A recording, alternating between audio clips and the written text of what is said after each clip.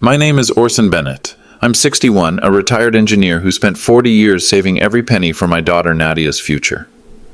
Last Saturday was supposed to be the happiest day of both our lives.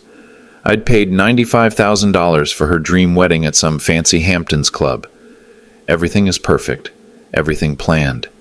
Then I saw her Instagram story, my own photo, my face, with big red letters, no entry, family only. She was ashamed of me, in front of her new husband's wealthy family. Posted it for 200 people to see, including our neighbors back home.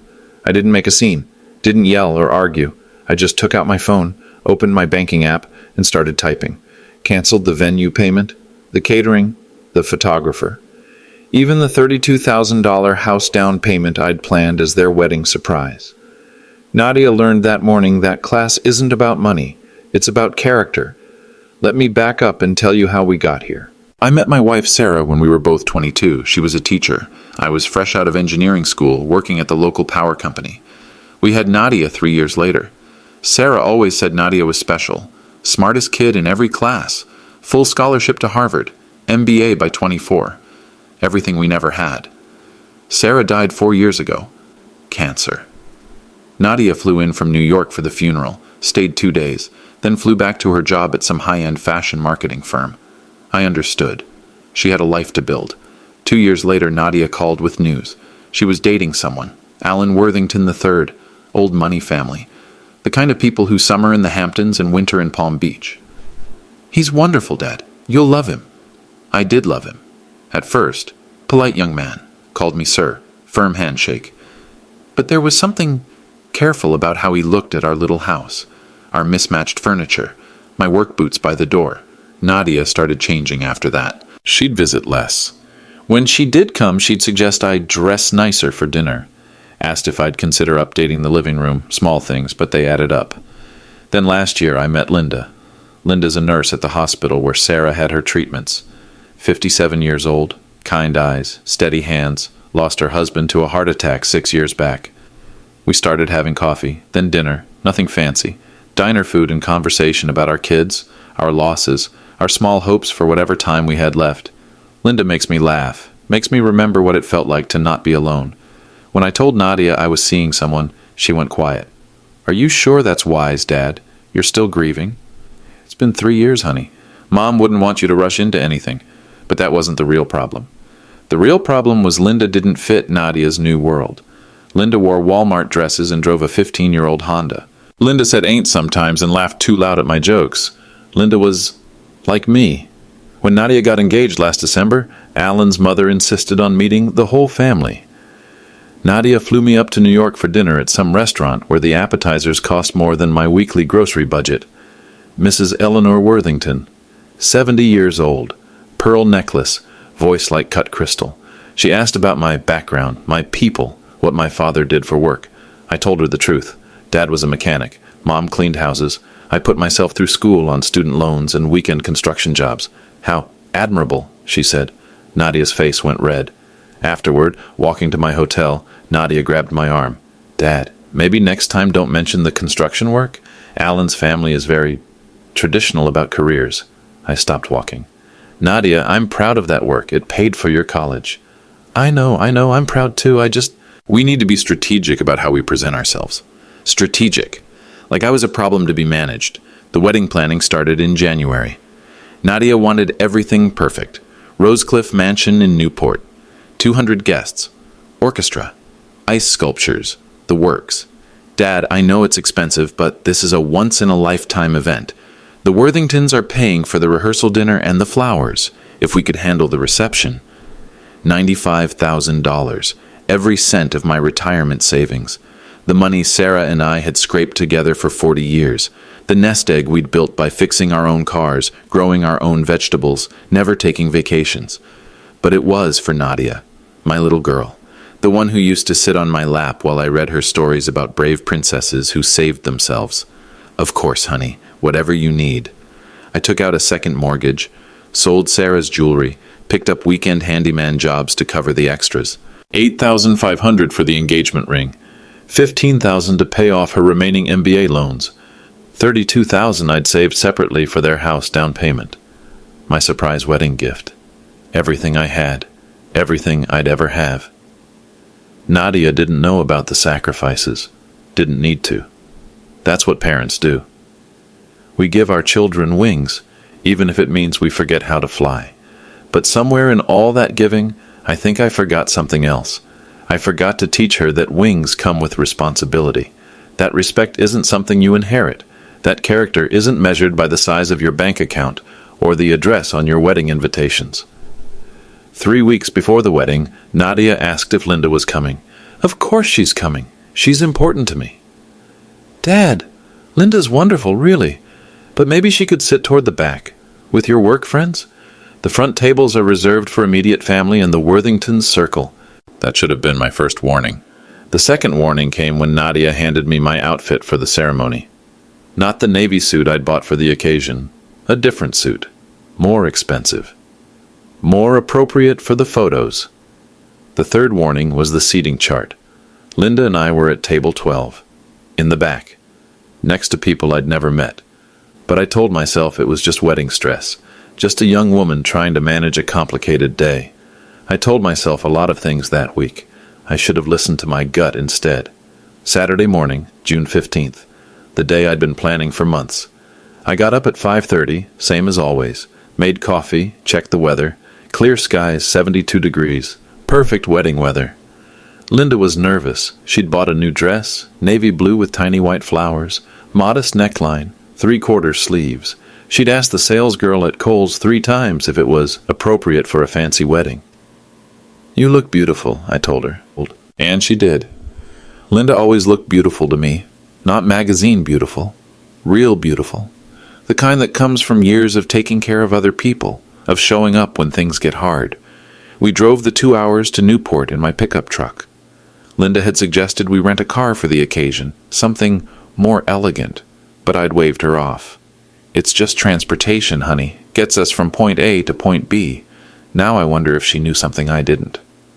We arrived at Rosecliff Mansion at 10:30. The ceremony wasn't until 4, but Nadia had asked family to come early for photos and pre-wedding mingling. The mansion was intimidating. 40-room Gilded Age estate overlooking the ocean, the kind of place where presidents once vacationed, where robber barons threw parties that lasted for days. Valets took our keys, young men in white jackets who called everyone sir and madam. One of them looked at my truck like it had personally offended him. Will you be staying long, sir? Just for the day. Very good, sir. We'll keep it close. The reception area was already buzzing with early arrivals. The Worthington family and their friends, old money people who looked like they'd stepped out of a Ralph Lauren catalog. Perfect posture, perfect teeth, perfect everything. Linda squeezed my hand. We don't have to stay for the whole reception, she whispered. Maybe just through dinner? We're staying as long as my daughter wants us here. But as I looked around at the crowd, I started to understand Linda's discomfort. We were clearly outsiders. My off-the-rack suit, Linda's department store dress, my calloused hands and her practical shoes. Everyone else looked effortless. Like they'd been born knowing which fork to use, which wine to order, how to laugh at jokes that weren't really funny. I found Nadia in the bridal suite, surrounded by 3 bridesmaids and a makeup artist who was painting her face like a work of art. Dad, she jumped up, careful not to wrinkle her robe. You made it! She hugged me, but it felt different. Careful, like she was worried about messing up her hair. You look beautiful, sweetheart. Thank you. Have you met everyone? This is Madison, Sarah, and Brittany. Girls, this is my father. Polite smiles, polite hellos, the kind of acknowledgement you give to service staff. Where's Linda? Nadia asked. Outside, admiring the gardens. Good, that's good. Dad, I need to ask you something. She gestured for the bridesmaids to give us privacy. They stepped onto the balcony, taking their champagne glasses with them. What is it, honey? Nadia sat down on the edge of the bed, careful with her dress. The photographer wants to do family photos at 2 o'clock, before the ceremony. Very traditional shots. You know, bride with parents, bride with grandparents, that sort of thing. Sounds perfect. Right, so the thing is, Mrs. Worthington has very specific ideas about how these photos should look. She's hired this very expensive photographer, someone who's done work for Town and Country, Vogue, magazines like that. I waited. She wants the photos to feel timeless, classic, like something that could have been taken 50 years ago. Nadia, what are you trying to tell me? She took a breath. Maybe Linda could help with the gift table during photos, or explore the mansion. There's so much history here. I think she'd really enjoy the tour. The room went quiet. Outside, I could hear the ocean, the sound of wealth and privilege washing up against the shore. You don't want Linda in the family photos? It's not that I don't want her there. It's just, these photos will be displayed in Alan's family home. His mother is very traditional about presentation. Presentation. Dad, please don't make this harder than it already is. This is about the photos, not about Linda personally. I looked at my daughter. Really looked at her. This beautiful young woman I'd raised to be strong and independent and kind. This stranger in an $8,000 wedding dress who was asking me to pretend the woman I loved didn't exist. What would your mother say about this, Nadia? Her face crumpled for just a second, then the mask went back up. Mom would understand. Mom would want this day to be perfect.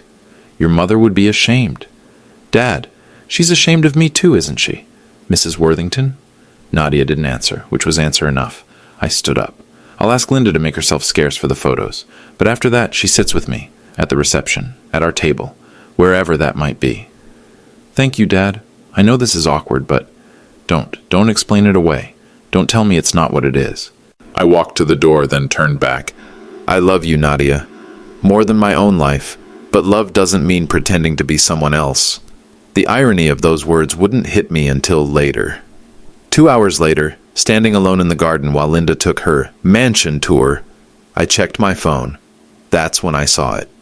Nadia's Instagram story, posted 30 minutes earlier. My face in my new suit, standing by the rose garden with bright red text overlay, no entry, family only.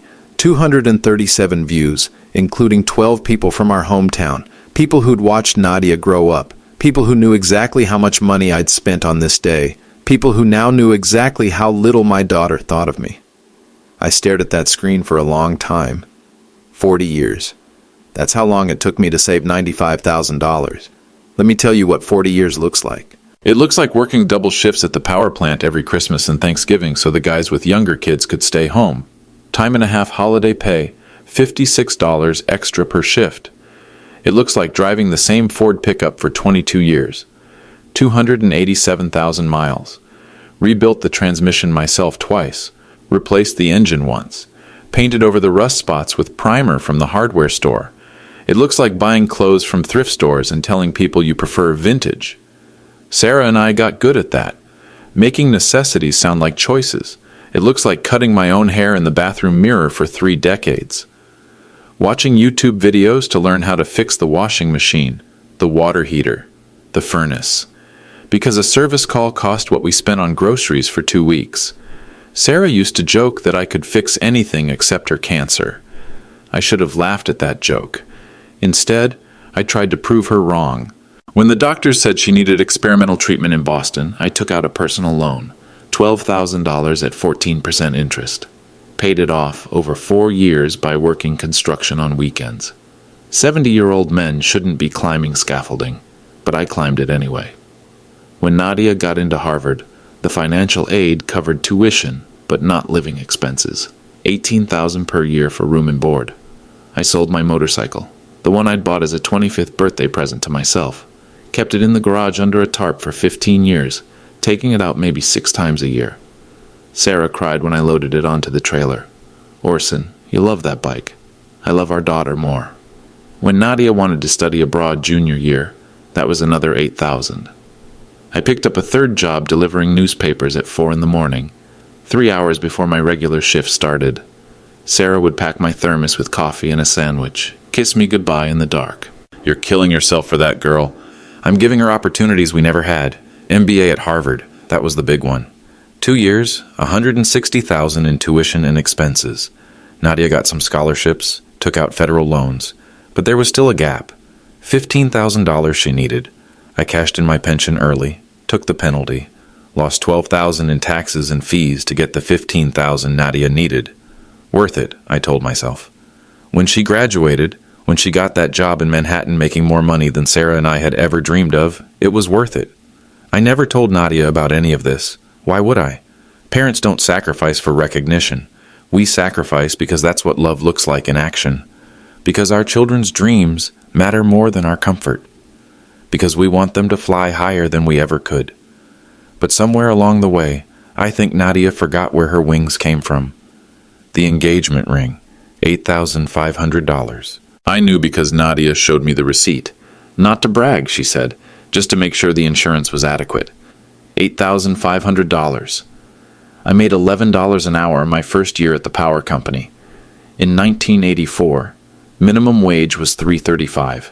$8,500 was what I brought home in 10 months. Before taxes, before groceries and rent and Sarah's student loan payments. That ring cost more than my first car, more than our first apartment's annual rent, more than the hospital bill when Nadia was born. But I didn't tell her that. I just smiled and said it was beautiful. Because it was. Because she was happy. The wedding itself, $95,000, represented something else entirely. It represented every dollar Sarah and I didn't spend on ourselves for 40 years. Every vacation we didn't take. Every restaurant dinner we skipped. Every movie we waited to see on television instead of going to the theater. It represented Sarah's diamond earrings, the ones her mother gave her. Sold to a pawn shop for $400 when Nadia needed textbooks sophomore year. It represented my father's tools, the ones he'd used to build a lifetime of honest work. Sold at an estate sale for $800 when Nadia's laptop died senior year. It represented the college fund we'd started for grandchildren we might never have, emptied to pay for a wedding that would be featured in the society pages. $95,000. That's what love looks like when you add it up. When you count every sacrifice, every choice to go without so someone else can have more. That's what Nadia chose to mock on Instagram. Standing in that garden looking at my face marked with no entry, I finally understood something Sarah had tried to tell me years ago. Orson, honey, Nadia's turning into someone we don't recognize. I'd defended our daughter then, made excuses. She was young, ambitious, finding her way in a complicated world. But Sarah saw what I didn't want to see. Nadia wasn't finding her way. She was losing it. She was trading everything we'd taught her. Kindness, humility, loyalty, for acceptance from people who would never truly accept her anyway. Because here's what Nadia didn't understand about old money families like the Worthingtons. They don't admire social climbers. They tolerate them. There's a difference. Alan might love her, might even marry her. But his mother would always see Nadia as the scholarship girl who married up.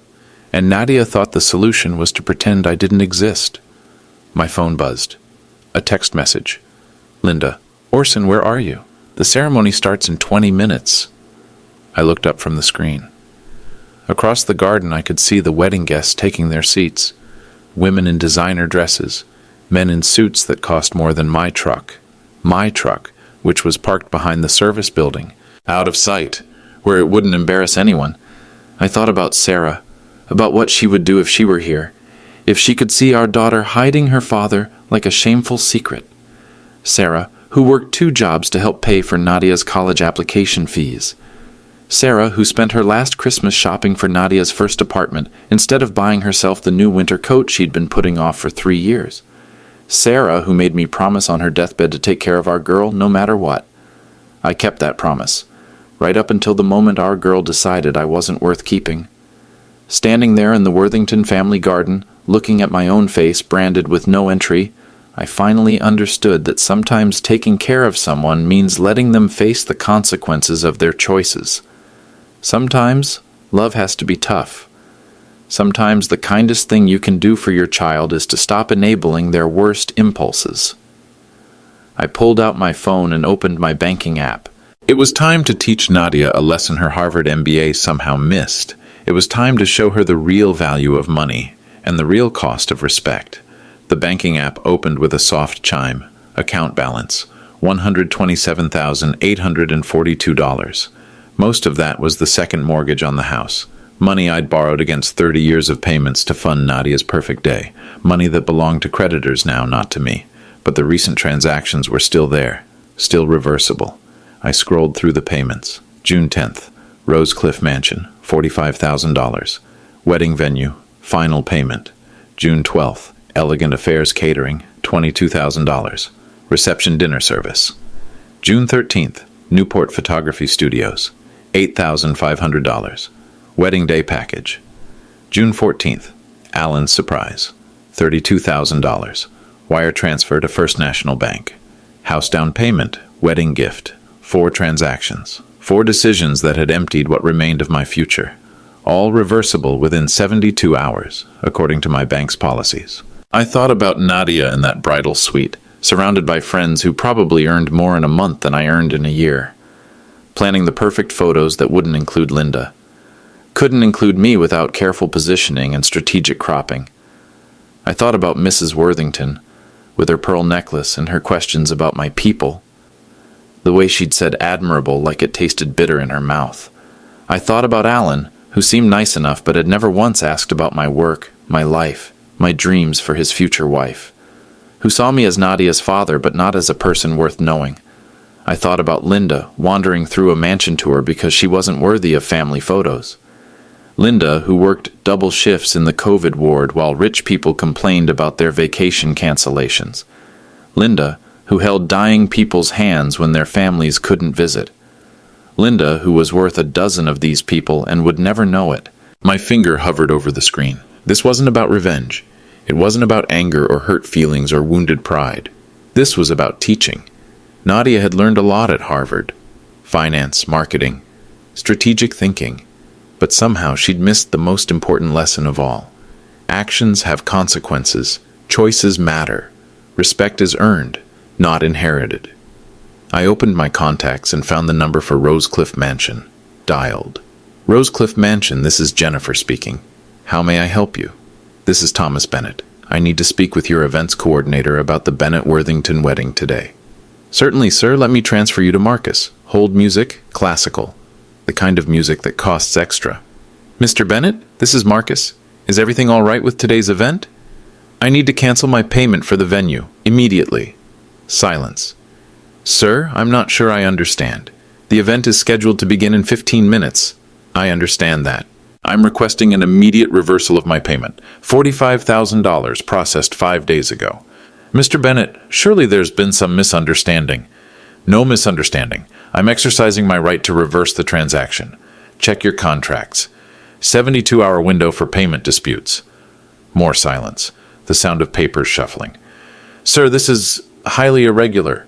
The flowers are arranged. The guests are seated. The orchestra is... None of that is my concern anymore.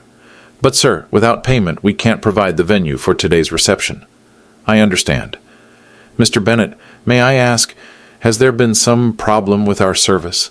I looked across the garden at the guests, in their perfect clothes, taking their perfect seats for their perfect ceremony. Your service has been exactly what it appears to be. I'll need to contact our legal department. This is unprecedented. You do that. In the meantime, I'll be calling my other vendors. I hung up. Next call. Elegant Affairs Catering. This is Orson Bennett. I need to reverse my payment for today's wedding reception. Sir, the food is already prepared. The servers are en route. Then I suggest you find another event to serve. My authorization is withdrawn. Hang up. Newport Photography Studios. Mr. Bennett, the photographer is already on site. Equipment is set up. Pack it up. Hang up. The hardest call was to Alan's bank. The down payment for their house. $32,000 I'd saved by working construction jobs every weekend for 2 years. Money that was supposed to be their fresh start. First National Bank, how may I direct your call? Wire transfer reversal department. I gave them the details, the account numbers, the authorization codes. Sir, this transfer was initiated yesterday. The funds have already been deposited. Then reverse the deposit. I'm the original sender. This is fraud prevention. Fraud, sir? The transfer was made under false pretenses. The beneficiary misrepresented their relationship to me. It wasn't entirely true, but it wasn't entirely false either. We'll need documentation. You'll have it within the hour. 4 phone calls, 5 minutes. 26 years of marriage, 30 years of parenthood, 40 years of honest work. Erased with 5 minutes of button presses. Nadia wanted to play social games? I'd show her the real rules. The ceremony music started. String quartet. Beautiful. Expensive. Paid for by Alan's family, thankfully. At least she'd get to say her vows. Everything after that was going to be very interesting. The wedding ceremony was beautiful. I'll give Nadia that. She looked radiant walking down the aisle. The dress, the flowers, the music, everything is perfect. Everything she dreamed of. I sat in the back row with Linda. We held hands during the vows.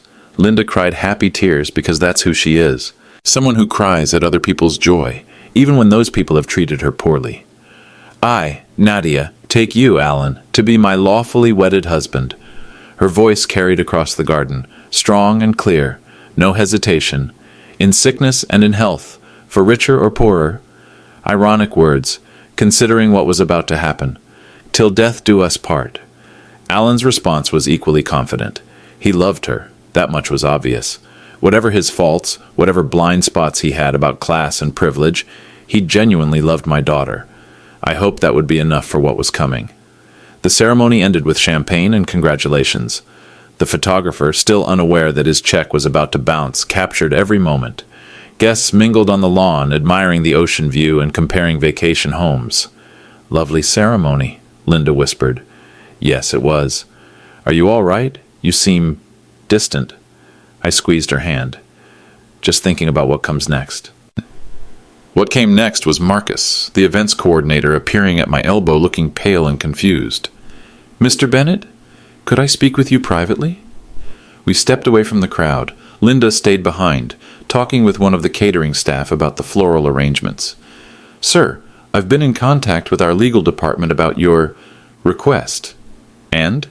They've confirmed that you do have the right to reverse payment within 72 hours. However, sir, this puts us in an impossible position.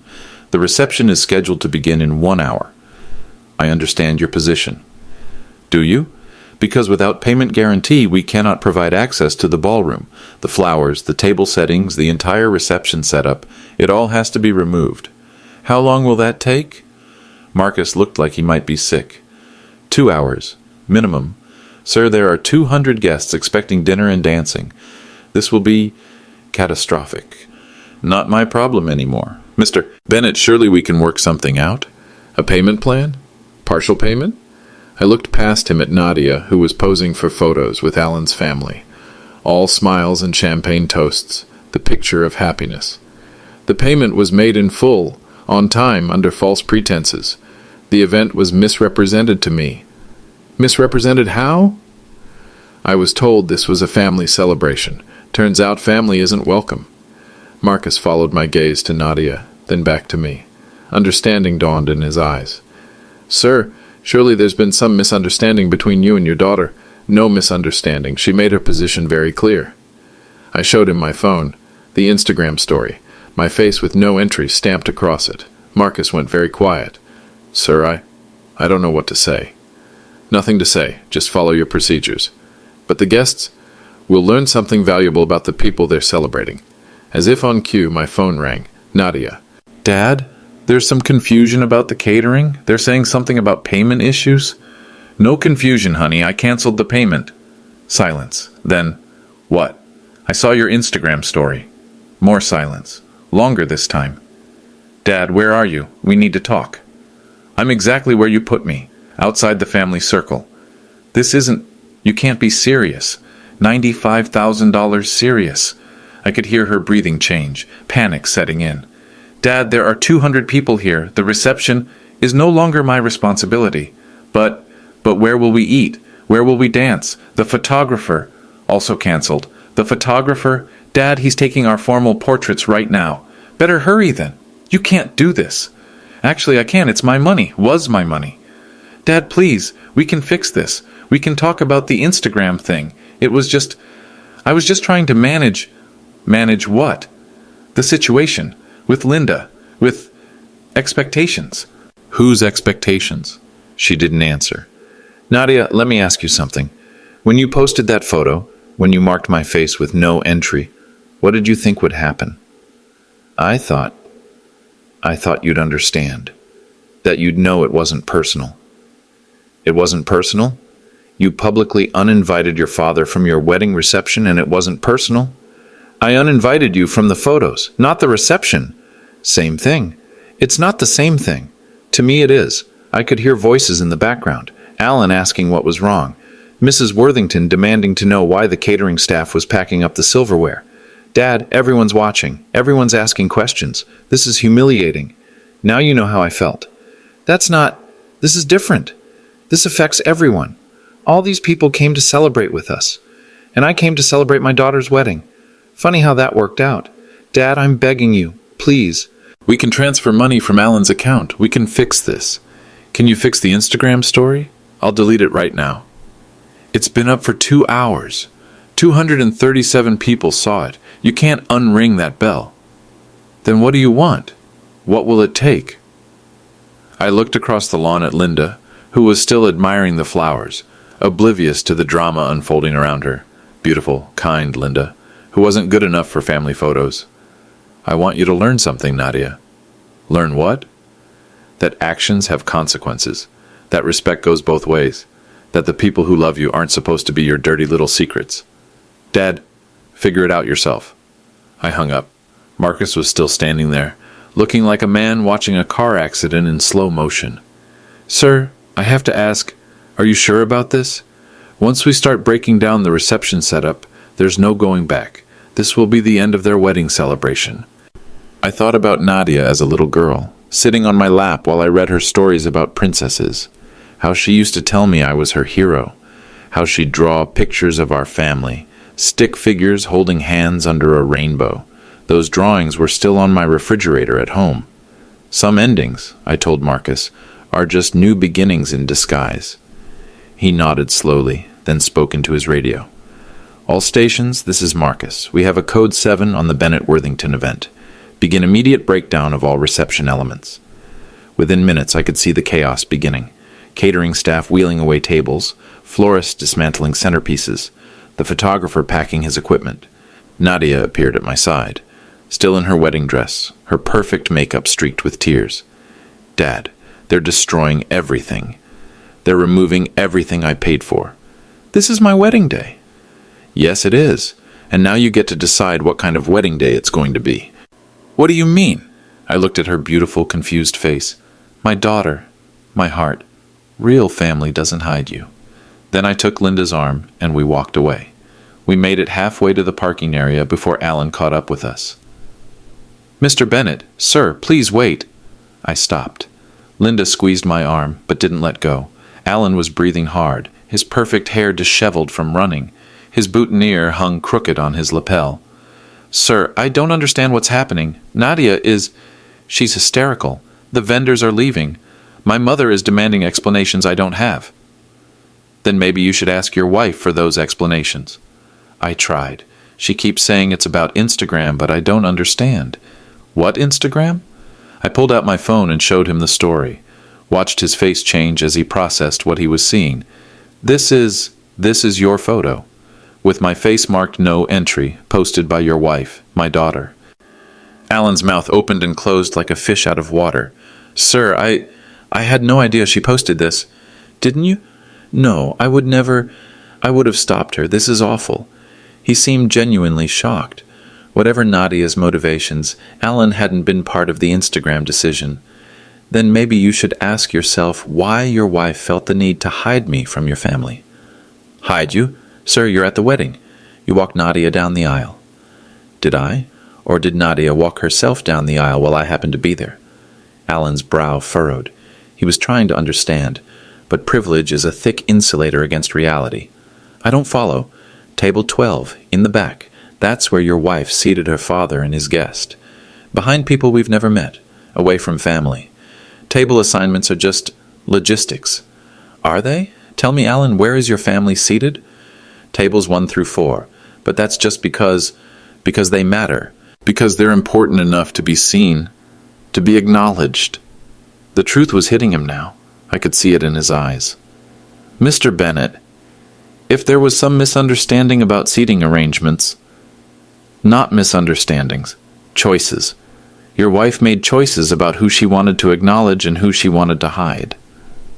But surely this can be resolved without canceling everything. The reception, the photography. Can it? Can we resolve the fact that your wife is ashamed of where she comes from? Ashamed of the man who paid for this entire spectacle? Alan's voice got quieter. How much did you pay? $95,000. He went pale. Sir, I didn't know. Nadia handles the wedding planning. She said your contribution was generous, but she never said 95,000? Every penny I had, plus some I borrowed. Jesus. And your wife thought that entitled her to publicly humiliate me. Alan ran his hands through his hair, making it worse. Mr. Bennett, I'm so sorry. If I'd known about any of this, you didn't know because you didn't ask, just like you didn't ask about the seating chart. Just like you didn't ask why Linda wasn't included in family photos. Family photos? Your wife decided Linda wasn't appropriate for formal portraits, not the right presentation. Alan's face was getting redder by the minute. That's not who I am. That's not what I believe. But you went along with it. I didn't know. Exactly. You didn't know because you didn't want to know, because knowing would have meant taking a stand, making a choice. Behind us, I could hear a commotion from the reception area, guests asking questions, staff removing equipment, the sound of a perfect wedding falling apart. Sir, please tell me what you want. How can we fix this? You can't. There has to be something. Alan, let me ask you a question. What do you know about my life? Your life? My work, my interests, my dreams. My history. What do you know about the man your wife's father is? Alan opened his mouth, then closed it again. You're an engineer. What kind of engineer? Electrical? Mechanical. 40 years at the power company. I maintained the equipment that kept your lights on. That's important work. Is it? Then why didn't your wife think so? Mr. Bennett? Orson. My name is Orson. We've known each other for 2 years, and you've never once called me by my first name. Orson. Please. I love Nadia. I want to marry her. But not like this. Not with this kind of division in the family. That was the first thing Alan had said that gave me hope. Then you need to decide what kind of family you want to be part of. What do you mean? You can be part of a family that values character over credentials, that measures worth by kindness instead of bank accounts, that treats everyone with dignity. I paused, looking back toward the mansion where guests were milling around in confusion. Or you can be part of a family that divides people into categories. That decides who's worthy of acknowledgement and who's not. That values appearance over substance. I want the first one. Then prove it. How? Start by asking yourself why your mother thought it was appropriate to question me about my people, why she felt entitled to judge my background, why that made your wife think she needed to hide me. Alan's shoulders sagged. My mother can be traditional. Traditional or prejudiced. That's not fair. Isn't it? Your mother met me once, one dinner, and she decided I wasn't good enough for family photos. She didn't say that. She didn't have to. Nadia heard the message loud and clear.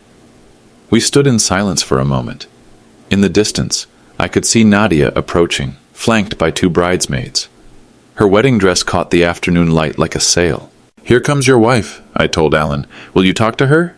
That depends on what she has to say. Nadia reached us, breathing hard from walking fast in heels. Her makeup was completely ruined now. Mascara streaks down her cheeks, lipstick chewed away by anxiety. Dad, please, I'll do anything. Just tell me what you want. I want you to explain to your husband why you posted that photo. It was a mistake. I was stressed. I wasn't thinking clearly. That's not an explanation. That's an excuse. Nadia looked at Alan, then back at me. I was trying to manage expectations. Whose expectations? Eleanor's. Mrs. Worthington. She has very specific ideas about how things should look. Alan stepped forward. Nadia, what does my mother have to do with any of this? Nadia's face crumpled. She asked me about the guest list, about family photos. She said the Worthington family albums are very important to her, that they should reflect the right kind of people. The right kind of people? Traditional families, established families, people who belong in that world. Alan's voice got very quiet. And you decided my father-in-law doesn't belong in that world? I decided I couldn't risk losing you. Losing me. Your mother made it very clear that she has concerns about my background, about whether I'm suitable for the family. I watched Alan's face as understanding dawned. So you decided to prove your suitability by rejecting your own father? Nadia's silence was answer enough. Figure it out yourself, I said. And for the second time that day, I walked away from my daughter. but this time Alan walked with us. We were almost to the parking area when Mrs. Eleanor Worthington appeared. She moved with the kind of confidence that comes from never being questioned. 70 years old, perfectly dressed, pearl necklace catching the afternoon light. Behind her, like a small army, came 3 other Worthington family members I recognized from the rehearsal dinner. "Thomas," she said, her voice carrying the authority of old money and older assumptions. "I believe we need to discuss this situation." I stopped walking. Linda's hand tightened on my arm. "Mrs. Worthington, I understand there's been some misunderstanding about payment arrangements for today's festivities." "No misunderstanding. I canceled my payments." Her eyebrows rose slightly, the kind of expression that suggested she'd never been spoken to so directly by someone of my social standing. "I see. And may I ask why you've chosen to disrupt your daughter's wedding day?" "You may ask." I didn't answer, just looked at her, waiting. The silence stretched between us like a challenge. Finally, Alan stepped forward. "Mother, I think you should see something." He took out his phone and showed her Nadia's Instagram story. Mrs. Worthington studied the screen with the same expression she might use to examine a piece of questionable fish at the market. "I'm afraid I don't understand the significance of this social media post." "That's my father-in-law," Alan said quietly. Nadia posted his photo with no entry to prevent him from attending the reception. Mrs. Worthington's eyes moved from the phone to my face, then back to the phone. "How unfortunate." "Unfortunate?" Alan's voice was getting louder. "Mother, she publicly humiliated the man who paid for this entire wedding." "Alan, I'm sure there's more to this situation than $95,000, I said. Mrs. Worthington's mouth paused mid-sentence. "I beg your pardon?" "That's what I paid for your son's wedding. $95,000. Every penny I had." For the first time since I'd met her, Eleanor Worthington looked genuinely surprised. That's quite generous." "It's everything, my retirement savings. Money I borrowed against my house, everything I had to give my daughter the wedding she wanted." Mrs. Worthington's expression was changing. The confident authority was being replaced by something else. Calculation, maybe, or discomfort. "Thomas, I'm sure if we could all sit down and discuss this matter reasonably, like we discussed my background at dinner last year?" Another pause. Longer this time. "I'm not sure what you're referring to. Your questions about my people, my father's profession, whether my family had any standing in the community?" Alan was staring at his mother now. "Mother, you didn't tell me you'd question Mr. Bennett about his family background?" "I was simply making conversation, Alan, getting to know our future in-law." "By interrogating him about his social status? By showing appropriate interest in family connections?" "For what purpose?" Mrs. Worthington's composure was beginning to crack. "Alan, there are certain traditions in our family, certain standards that have been maintained for generations." "What kind of standards?" "The kind that ensure appropriate compatibility." "Compatibility with what?" "With our social circle, our way of life, the expectations that come with the Worthington name."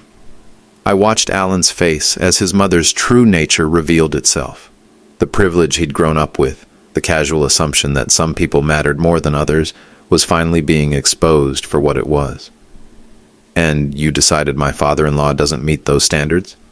"I decided that certain adjustments might be necessary to ensure a smooth integration into our family traditions." "What kind of adjustments?" Mrs. Worthington glanced at me, then back at Alan. "Perhaps this conversation would be more appropriate in private." "No," Alan said firmly. "Orson deserves to hear this. What adjustments did you suggest to Nadia?" The silence stretched so long I thought Mrs. Worthington might refuse to answer. Finally, she spoke.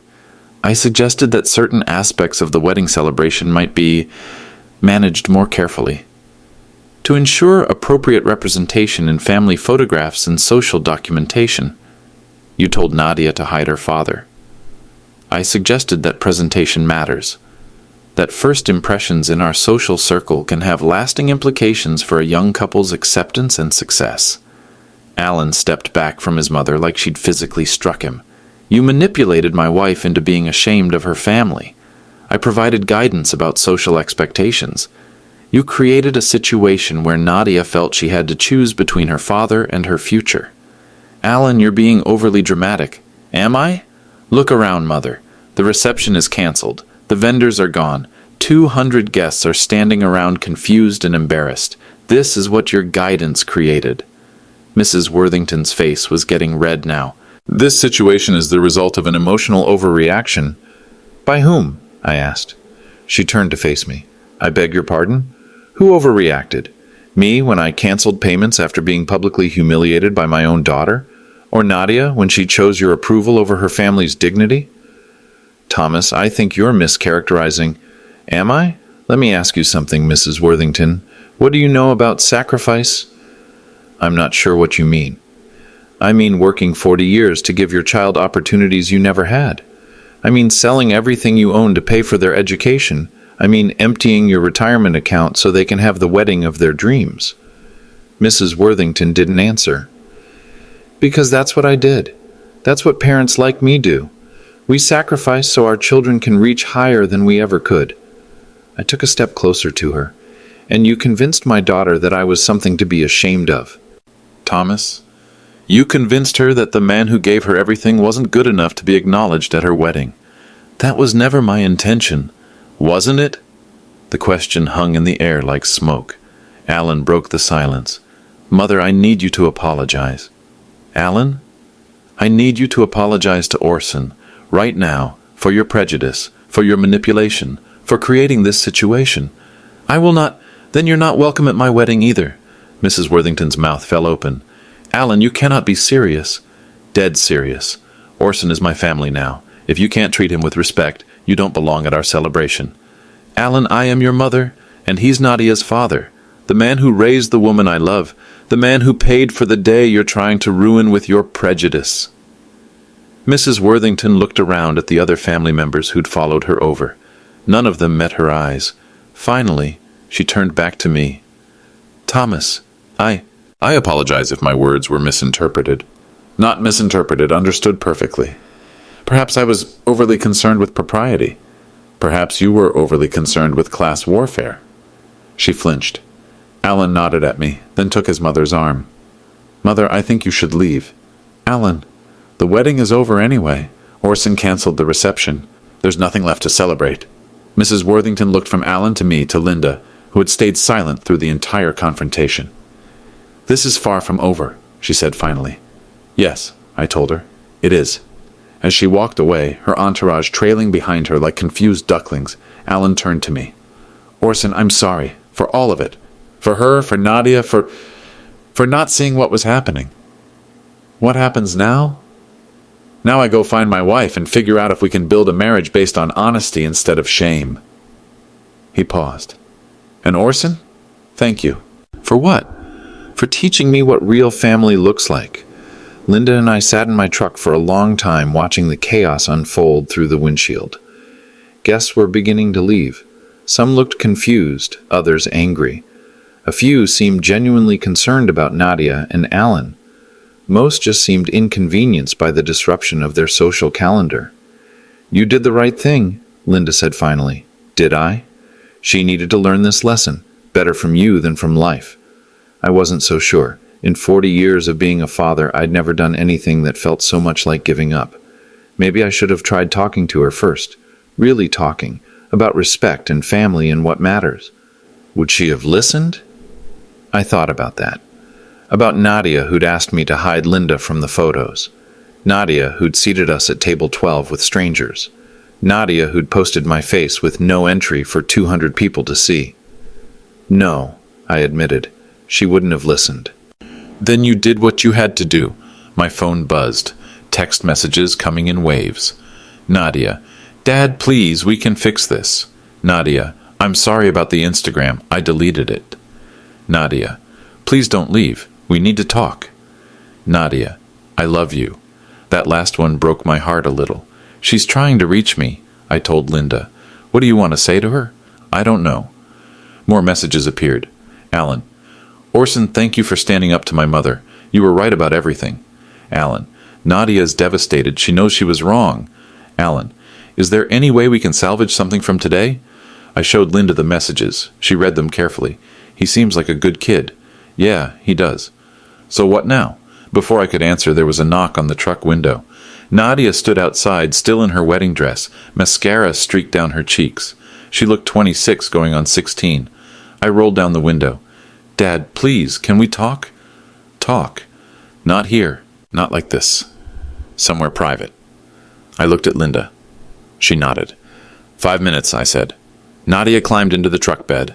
Not easy in a wedding dress. And Linda moved to the driver's seat so Nadia could sit next to me. For a moment, nobody spoke.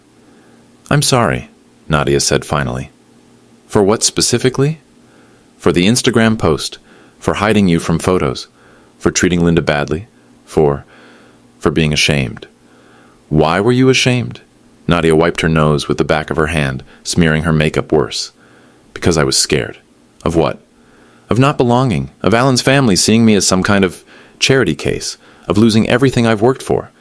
"Everything you've worked for, or everything I've paid for?" That landed hard. Nadia flinched. "Both, I guess." "Nadia, what do you think I've been working for all these years? My education, my future, my opportunities."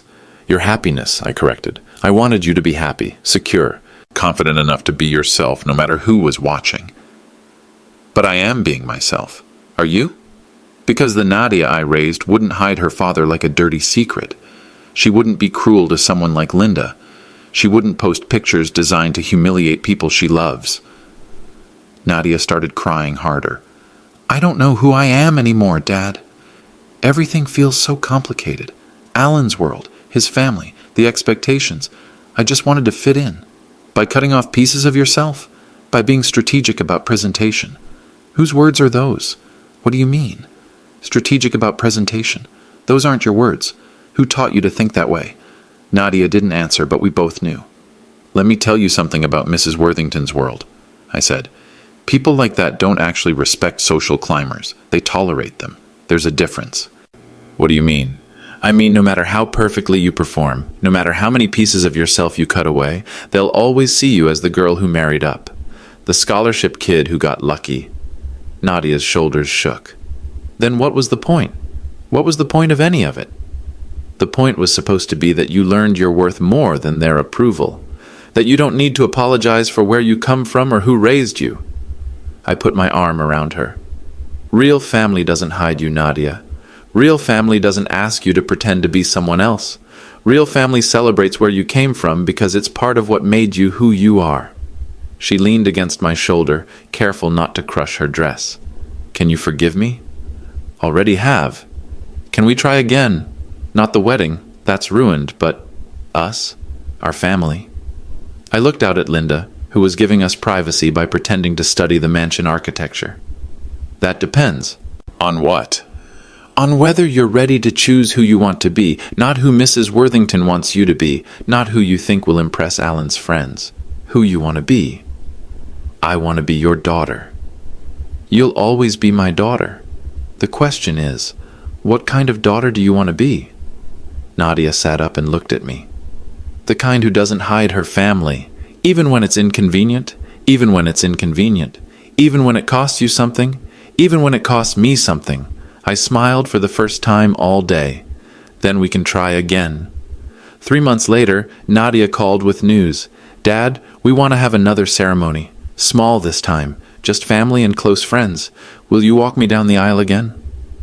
"What about the Worthingtons?" "Alan's father will be there, his sister, some cousins who actually liked you at the first wedding. Mrs. Worthington has chosen not to attend." "Her choice or yours?" "Mutual decision. Turns out Alan has a backbone when it matters." The second wedding was everything the first one wasn't. 30 people in the backyard of the house they'd bought with Alan's money. They'd insisted I keep the down payment reversal. Linda's famous potato salad on paper plates. My nephew playing guitar instead of a string quartet. Nadia wore Sarah's wedding dress, altered to fit. Simple, beautiful, real. When I walked her down the aisle, a path of garden stones between Linda's flower beds, she stopped halfway. "Thank you," she whispered. "For what?" "For not giving up on me. Never. Even when I was awful. Especially then." She squeezed my arm and smiled. "Character costs nothing, right?" "Right?" The ceremony was performed by Linda's pastor. The vows were the same, but they meant something different this time. Alan looked at Nadia like he was seeing her clearly for the first time. Nadia looked back like someone who wasn't afraid to be seen. Afterward, during the reception, if you could call burgers on the grill and beer in coolers a reception, Alan pulled me aside. Orson, I need to tell you something. What's that? My trust fund. The money my grandmother left me. I'm giving half of it away. Why? Because you taught me something about the real value of money. It's not what you have. It's what you're willing to sacrifice for people you love. That's your money, Alan. Do what feels right to you.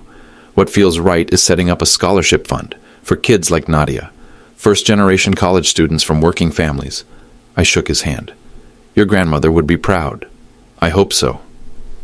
That night, as Linda and I cleaned up paper plates and folded chairs, Nadia found me in the kitchen.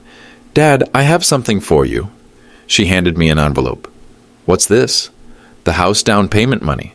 I know you told us to keep it, but we want you to have it back. Nadia, we don't need it.